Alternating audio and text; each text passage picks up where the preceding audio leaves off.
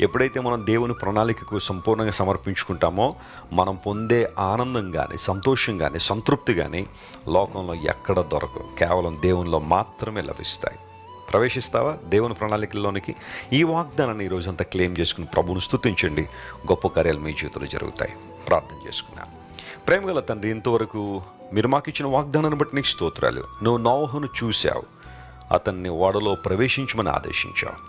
అవునయ్యా, నువ్వు మమ్మల్ని చూచే దేవుడు. మనుషులందరూ మమ్మల్ని గుర్తించకపోయినా మా శక్తిని, మా సహనాన్ని, మా పరిచర్యను, అయ్యా మాకున్న ఆధ్యాత్మిక స్థాయిని మనుషులు గుర్తించకపోయినా నీవు గుర్తించే దేవుడు నాయన. నీ నీతితో మమ్మల్ని నింపావు గనుక నీ ప్రణాళికల్లో పాలిభాగస్తులుగా ఉండాలని ఆశిస్తున్నావు. ఈరోజు మా ప్రియులు ఎంతమంది అయితే ఈ వాగ్దాన సందేశాన్ని ఆయా ప్రాంతాల నుండి, ఆయా ప్రదేశాల నుండి వీక్షిస్తున్నారో వారందరినీ మీరు ముట్టండి, బలపరచండి.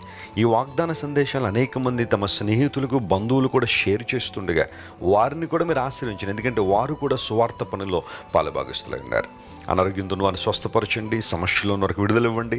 పరిష్కారం దొరకని సమస్యలతో పోరాడుతున్న వారికి నీవే నీ సహాయాన్ని అందించి అద్భుతం చేయండి. యేసుక్రీస్తు వారి దివ్య సముఖంలో ఈ మా మనవులు సమర్పించి వేడుకొనిచున్నాం తండ్రి. Amen, amen. God bless you dear friends. Have a wonderful and beautiful day.